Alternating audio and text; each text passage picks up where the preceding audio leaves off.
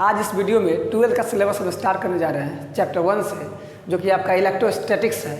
Chapter का नाम हुआ आपका इलेक्ट्रोस्टैटिक्स चार्ज एंड फील्ड।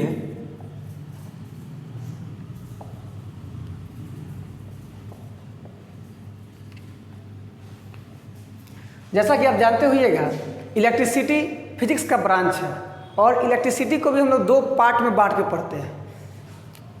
जैसे कि इलेक्ट्रिसिटी आपका है, हालांकि 10th में आपने पढ़ा होगा इलेक्ट्रिसिटी के बारे में, लेकिन अब हम 11-12 से क्या करेंगे, इसको दो पार्ट में बांट के पढ़ेंगे।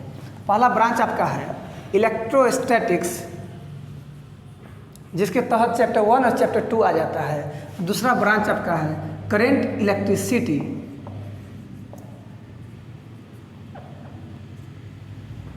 इलेक्ट्रोस्टैटिक्स को ही कहा जाता है स्टैटिक इलेक्ट्रिसिटी, और इसका एक और नाम कहा गया है, वो आपका है फ्रिक्शनल इलेक्ट्रिसिटी। ठीक है। अब देखिए, चैप्टर 1 और चैप्टर 2 जो है आपका इलेक्ट्रोस्टैटिक्स ब्रांच में आता है, और चैप्टर 3 से आपका करंट इलेक्ट्रिसिटी होता है। ठीक है। तो चैप्टर 1 और 2 इलेक्ट्रोस्टैटिक्स है, जिसके तहत हम लोग चैप्टर 1 को देखेंगे, जो कि आपका क्या है, चार्ज और फील्ड। अब इसमें देखिए, ये जो नाम देख रहे हैं इलेक्ट्रोस्टैटिक्स को ही रिवर्स में लिखा गया है। स्टैटिक को पहले लिया गया और इलेक्ट्रो को बाद में इलेक्ट्रिसिटी दिया गया। इसमें कोई कन्फ्यूजन नहीं है। लेकिन फ्रिक्शनल इलेक्ट्रिसिटी में नया वर्ड आपको देखने को मिल रहा है। फ्रिक्शनल जो है फ्रिक्शन वर्ड से मिला है, और फ्रिक्शन का मतलब आप न्यूटन्स लॉ से ही पढ़ते आ रहे होइएगा 9 से। फ्रिक्शन का मतलब होता है जब दो बॉडी आपस में रब करता है, कॉन्टेक्ट में आकर जब एक दूसरे से रबिंग होता है, उसी को डेट इज कॉल्ड फ्रिक्शन। चूंकि अब यहाँ पे फ्रिक्शनल क्यों लगा, इसका कुछ कारण होना चाहिए। इलेक्ट्रिसिटी का देखिए, इलेक्ट्रिसिटी का लिटरल मीनिंग जो होता है, शाब्दिक अर्थ जो होता है, वो आपका चार्ज से है। किससे है? चार्ज से। और चार्ज क्या है, हम लोग आगे के टॉपिक में भी पढ़ेंगे। जस्ट आगे हम लोग अभी चर्चा करेंगे। तो इलेक्ट्रोस्टैटिक्स मीन्स आपका चार्ज हो गया। यूँ समझिए, इलेक्ट्रोस्टैटिक्स को दो पार्ट में बांट सकते हैं, इलेक्ट्रो और स्टैटिक। इस इलेक्ट्रो की मीन्स हो गया आपका चार्ज, और स्टैटिक मीन्स हो गया स्पेशली आपका रेस्ट।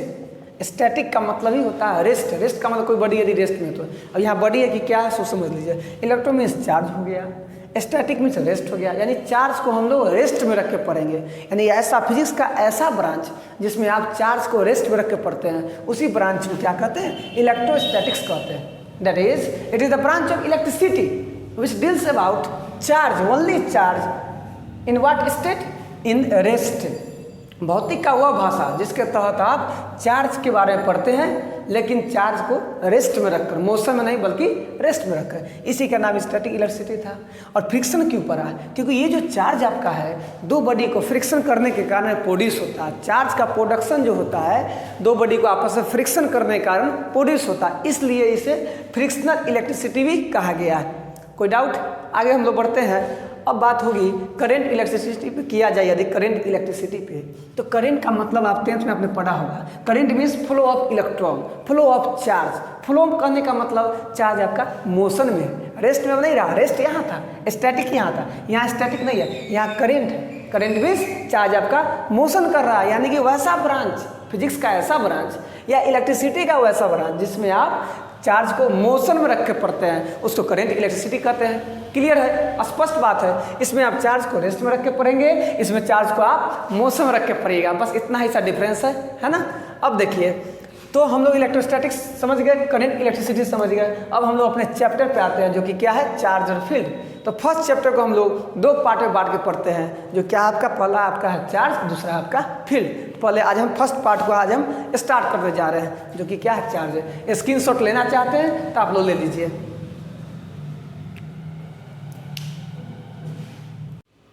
तो आप इलेक्ट्रिसिटी ब्रांच को आप समझ चुके हैं। अब आइए हम लोग अपने टॉपिक पे आते हैं। तो इस चैप्टर में सबसे पहला टॉपिक जो है वो आपका है चार्ज। आखिर इलेक्ट्रिक चार्ज किसको कहते हैं, कहाँ से इलेक्ट्रिक चार्ज आखिर आता कहाँ से, कहाँ से ओरिजिनेट करता है, इसलिए प्रोड्यूस कहाँ से, प्रोडक्शन का कैसे होता है, कैसे समझिए। आप जानते हैं दुनिया का किसी भी सबस्टांस जो होता है, किसी भी सबस्टांस 3 एलिमेंट्री पार्टिकल पाया जाता है। वो क्या क्या है, वो आपका इलेक्ट्रॉन है, प्रोटॉन है और न्यूट्रॉन है। और किसी भी सबस्टांस का जो सबसे छोटा स्मॉल पोर्शन जो होता है, एलिमेंट्री पोर्शन जो होता है, उसको क्या कहते हैं हम लोग, एटम कहते हैं। उस एटम के अंदर का जो सेंट्रल पोर्शन होता है उसको कहते हैं न्यूक्लियस। केमिस्ट्री में ही पढ़ने को मिला होगा आपको। इस न्यूक्लियस के अंदर में प्रोटॉन और न्यूट्रॉन पाया जाता है। और इस इलेक्ट्रॉन इस एटम के न्यूक्लियस, इस एटम के न्यूक्लियस के बाहर में इलेक्ट्रॉन आपका रिवॉल्व करते रहता है लगातार, ठीक है, इसमें कोई डाउट नहीं है। और जानते हैं जैसा कि इलेक्ट्रॉन को निगेटिवली चार्ज कहा गया है, प्रोटॉन को पॉजिटिवली चार्ज कहा गया, और चार्ज के रिस्पेक्ट में न्यूट्रॉन का कहीं कोई चर्चा भी नहीं होता क्योंकि न्यूट्रॉन आपका न्यूट्रल होता है, ठीक है। इसको न्यूक्लियर फोर्स में इस्तेमाल किया गया है, लेकिन चार्ज के रिस्पेक्ट में इसका कोई वजूद, कोई एग्जिस्टेंस इसका नहीं होता है। अच्छी बात है। ये जो इलेक्ट्रॉन प्रोटॉन जो देख रहे हैं मेनली मुख्यतः इलेक्ट्रॉन के कारण ही चार्ज का प्रोडक्शन होता है। वो कैसे होता है समझ लीजिए। प्रोटॉन न्यूट्रॉन न्यूक्लियस के अंदर में है, न्यूक्लियर फोर्स से बंधा हुआ है, उसको आप जल्दी तोड़ नहीं सकते हैं। उसको ब्रेक करने के लिए यानी कि उसको न्यूक्लियस से बाहर निकालने के लिए आपको बहुत सारा एनर्जी का इस्तेमाल करना पड़ेगा, जो कि एक समझिए कि परेशानी है ना। तो एक काम किया जाता है, होता क्या है, इस न्यूक्लियस के बाहर में इलेक्ट्रॉन है, इलेक्ट्रॉन पर जो न्यूक्लियर फोर्स लग रहा है वो उतना मजबूत नहीं है जितना कि प्रोटॉन पे लग रहा होगा।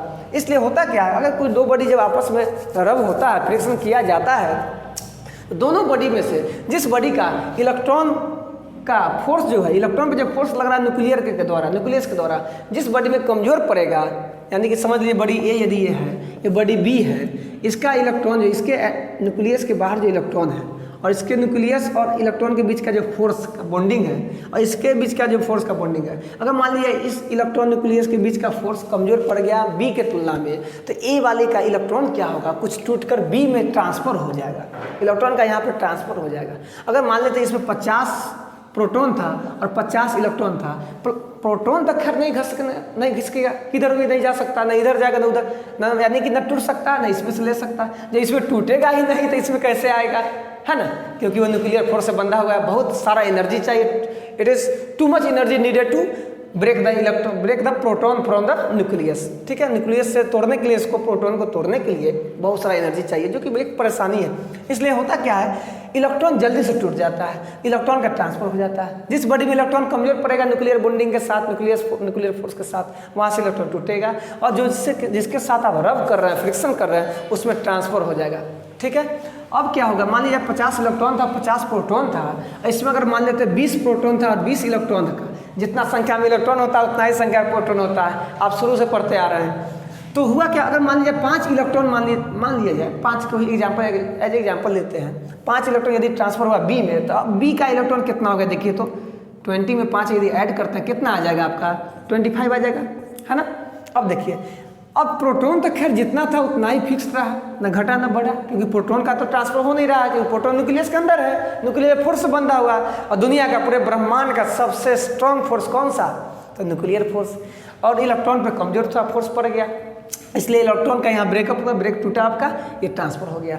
अब यहाँ पे इलेक्ट्रॉन हो गया 25 और यहाँ पे इलेक्ट्रॉन देखिए कितना हुआ, 50 का था बात, अब कितना हो चुका है यहाँ 45, क्योंकि 5 इसका ट्रांसफर हो चुका है, इसमें कितना बच गया आपका 45, यानी इस बॉडी में इलेक्ट्रॉन हुआ 45 और प्रोटॉन हुआ 50, यानी प्रोटॉन के मुकाबले में तुलना में इलेक्ट्रॉन क्या होगा, यहाँ कम है, और यहाँ पे क्या हो गया, प्रोटॉन के रिस्पेक्ट में इलेक्ट्रॉन आपका ज़्यादा हो गया, एक्सेस हो गया, यानी कि यहाँ पे इलेक्ट्रॉन का डिफिशियंसी हुआ, इलेक्ट्रॉन लूज होने के कारण, और चूंकि इलेक्ट्रॉन ये इस बॉडी बी ने एक्सेप्ट किया, इसलिए यहाँ पे इलेक्ट्रॉन का क्या हुआ, एक्सेस हुआ, इलेक्ट्रॉन यहाँ पे आपको ज़्यादा मिल गया। इस कारण से अब देखिए दोनों में डिफरेंस कितना का हुआ, 5 का हुआ, यहाँ पे डिफरेंस कितना का, यहाँ भी 5 का डिफरेंस हुआ। यही जो डिफरेंस आप देख रहे हैं इलेक्ट्रॉन और प्रोटॉन के बीच का, यही जो होता है एक चार्ज का प्रॉपर्टी पैदा करता है, यहीं पे इस प्रॉपर्टी में जो डिफरेंस है यही आपका चार्ज का निर्माण करता है, बॉडी में एक अलग फोर्स तैयार करता है, जो फोर्स को कहा गया है कि चार्ज का फोर्स पैदा हो रहा है। तो देखिए यूँ कह सकते हैं इलेक्ट्रॉन का या तो डिफिशियंट हो जाए, डिफिशियंट कब होगा, जब इलेक्ट्रॉन आपका लूज करे, कोई बॉडी यदि इलेक्ट्रॉन, यही मार्कर मान लीजिए, मार्कर यदि इलेक्ट्रॉन को लूज किया तो इसमें इलेक्ट्रॉन का डिफिशियंट हो गया। अब मान लीजिए मेरा हाथ जो है ये इलेक्ट्रॉन को गेन कर लिया, तो मेरा हाथ में क्या हुआ, इलेक्ट्रॉन का संख्या क्या हुआ, एक्सेस हो गया, किसके रिस्पेक्ट में, प्रोटॉन के रिस्पेक्ट में, तो यहाँ इलेक्ट्रॉन आपका ज़्यादा हो गया, जो गेन किया उसमें ज़्यादा हो गया, जो लॉस किया उसमें इलेक्ट्रॉन कम गया। दोनों हाल में, दोनों सिचुएशन में दोनों बॉडी को चार्ज बॉडी कहा जाएगा, कि अब दोनों बॉडी पे क्या चार्ज है, आपके क्या सर पहले चार्ज नहीं था, बिल्कुल नहीं था, क्यों, क्योंकि जितना संख्या प्रोटॉन था उतना ही संख्या इलेक्ट्रॉन था, दोनों एक दूसरे के इफेक्ट को कैंसिल कर रहा था, कहीं पे कोई चार्ज का बात नहीं था, क्योंकि प्रोटॉन पे प्लस चार्ज माना जाता है, इलेक्ट्रॉन पे माइनस माना जाता है। समझिए यूँ समझिए, प्लस 50 माइनस 50 कैंसिल कर लिया होगा। ऐसे तो आप जानते हैं कि एक प्रोटॉन में चार्ज का मैग्नीट्यूड कितना होता है, वैल्यू, तो प्लस 1.6 × 10⁻⁹ कूलम, और इलेक्ट्रॉन पे -1.6 इंटू 10⁻19 कूलम। ये कूलम क्या है, अब ये आगे हम लोग चर्चा करेंगे, ठीक है। अब देखिए, तो दोनों पे मैग्नीट्यूड सेम है, बस नेचर अपोजिट होता है। नेचर का मतलब यहाँ साइंस है।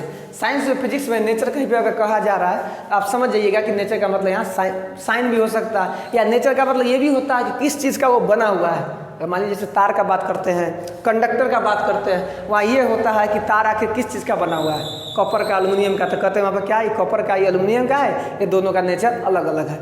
तो यहाँ नेचर का मतलब किससे, साइंस है। अच्छी बात है, खैर ये तो अलग मैटर है। अब देखिए, तो चार्ज जो हम लोग कह रहे थे, चार्ज प्रोड्यूस कैसे हुआ, तो दोनों देखिए, दोनों चूंकि कोई बॉडी न्यूट्रल कब है, इसका न्यूट्रल है, इसका मतलब है कि दोनों का प्रोटॉन और इलेक्ट्रॉन का संख्या क्या है, उस बॉडी में प्रोटॉन और इलेक्ट्रॉन की संख्या क्या है, बराबर है, बैलेंस है, ठीक है, अच्छी बात है, न्यूट्रल है। अब तो इलेक्ट्रॉन और प्रोटॉन बराबर नहीं रहा, क्यों, क्योंकि ये इलेक्ट्रॉन लॉस कर चुका है।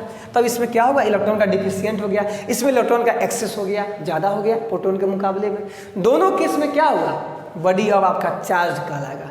यानी यूँ कह सकते हैं चार्ज मीन्स व्हाट, चार्ज का इतना ही कह सकते हैं, इतना ही मतलब होता है किसी बॉडी में इलेक्ट्रॉन का ज़्यादा हो जाना या इलेक्ट्रॉन का कम हो जाना, किसके मुकाबले में, किसके तुलना में, तो प्रोटॉन के तुलना में। इसी को क्या कहते हैं, चार्ज कहते हैं। बात समझे। अब यहीं पे बात आती है काइंड्स ऑफ चार्ज की। एक मिनट, थोड़ा सा एक मिनट देख लेते हैं इसको। तो चार्ज का यूनिट का बात कर लिया जाए यदि, तो चार्ज का एसआई सिस्टम में, एसआई सिस्टम आप पढ़े हुए 9th में, एसआई सिस्टम में चार्ज का यूनिट लिया गया है कूलम। क्या लेते हैं, कूलम, ठीक है। इसका सिंबल कैपिटल सी लेते हैं, कोई दिक्कत, साइंटिस्ट का नाम है, ठीक है। साइंटिस्ट के नाम पे कोई भी यूनिट रखा जाता है यदि, तो उसका सिंबल हमको क्या करते हैं, कैपिटल बोल्ड लेटर से यूज करते हैं, कैपिटल लेटर उसको डालते हैं, ठीक है। अब देखिए, ये तो आपका एसआई सिस्टम हो गया। प्रैक्टिकल यूनिट भी बहुत सारा है। इसका प्रैक्टिकल यूनिट क्या क्या हो जाएगा, प्रैक्टिकल यूनिट में होता है आपका मिली कूलम। ये सब आप 9th में पढ़े हुएगा जरूर। 1 मिली कूलम में आपका होता है 10⁻³ कूलम, ठीक है। इसको स्मॉल m से दर्शाते हैं, और कूलम के लिए क्या कीजिएगा, कैपिटल C ले लीजिएगा। दूसरा क्या होता है आपका माइक्रो कूलम। इस सिंबल को कहते हैं म्यू, इस सिंबल को क्या कहते हैं, म्यू कहते हैं। क्या कहते हैं, म्यू कहते हैं। तो ये जो म्यू आपका है, समझ में है ना, इसको म्यू कहते हैं। ये जो सिंबल आप देख रहे हैं इसको म्यू कहते हैं, ठीक है। ऐसे इसको कहा जाता है माइक्रोन, ठीक है। कहीं साइड में लिख लीजिएगा, इसको माइक्रोन कहते हैं, या शॉर्टकट में इसको माइक्रो कहते हैं, ठीक है। माइक्रो, माइक्रो कूलम, 1 माइक्रो में आपका हो जाता है 10⁻6 कूलम, ठीक है। ये सब प्रैक्टिकल यूनिट आपका है, ठीक है ना। ये ऐसा यूनिट नहीं है। जब आप न्यूमेरिकल बनाइएगा तो इस न्यूमेरिकल में इसका यूज आपको करना पड़ेगा। न्यूमेरिकल में क्वेश्चन आपको इसी रूप में आपको दिया जाएगा, कूलम में नहीं देगा। कैलकुलेशन बढ़ाता है ना, एग्जामिनर ऐसा अपना दिमाग थोड़ा लगाता है ज़्यादा। अब देखिए, माइक्रो हो गया आपका, मिली देख लिए। एक देखिए आप नैनो कूलम, इसका सिंबल स्मॉल n होता है, ठीक है। एक नैनो में आपका 10⁻9 माना जाता है पावर। और एक लास्ट आपको मिलेगा क्वेश्चन में आपको pico coulomb, small pc, small p लिखिएगा। कैपिटल P यदि दीजिएगा तो उसको क्या कहते हैं पता है ना आपको, पेटा कहते हैं। क्या कहते हैं, पेटा, ठीक है। स्मॉल p लेंगे, जो भी आपका small p, small n, small mu, समझ रहे ना। अब कैपिटल म्यू भी लिखने वाला बच्चा लिख सकता है ना। कैपिटल नहीं दीजिएगा, क्या दीजिएगा, स्मॉल दीजिएगा। ये मिली के लिए स्मॉल m हो गया, क्लियर है। अब देखिए, तो 1 पिको में होता है 10⁻12 कूलम, ठीक है। यदि मान लीजिए क्वेश्चन आपको दे दिया जाएगा 10 माइक्रो कूलम, ठीक है। तो क्वेश्चन में आप जब न्यूमेरिकल बनाइएगा तो इसका वैल्यू ये मत लीजिएगा, आपको एसआई में वैल्यू लेना पड़ेगा। तो क्या कीजिएगा, इसके वैल्यू में आप मल्टीप्लाई कर दीजिए। कितना से करना है आपको, तो 10⁻12 से, ठीक है। बात समझ रहे ना। तो ऐसा कर दीजिएगा तो आपको आंसर आ जाएगा कूलम में, क्योंकि 1 माइक्रो कूलम में इतना कूलम होता है। बात समझ रहे ना। मान लीजिए अगर नैनो को चेंज करना है कूलम में, तो क्या कीजिए, जो नैनो में जो वैल्यू आपको देगा, नैनो में जो भी वैल्यू दिया जाएगा 10 नैनो, मान लीजिए 10 नैनो आपके पास है, या मान लीजिए 15 नैनो कूलम है, इसको कूलम में लेना है। क्या कीजिएगा, 15 को मल्टीप्लाई कर दीजिए आप 10⁻9 से, दैट इज योर, ये क्या हो गया, this is your SI value, SI system में वैल्यू आ गया, ठीक ना। ये था आपका चार्ज का प्रैक्टिकल यूनिट, ठीक ना। एसआई यूनिट क्या हो गया, कूलम, और प्रैक्टिकल यूनिट में देख लिया आपने मिली, माइक्रो, नैनो और पिको, ठीक है। अब हम बढ़ते हैं चार्ज के थोड़ा डायमेंशन में पढ़ लीजिए, डायमेंशन थोड़ा सा देख लीजिए।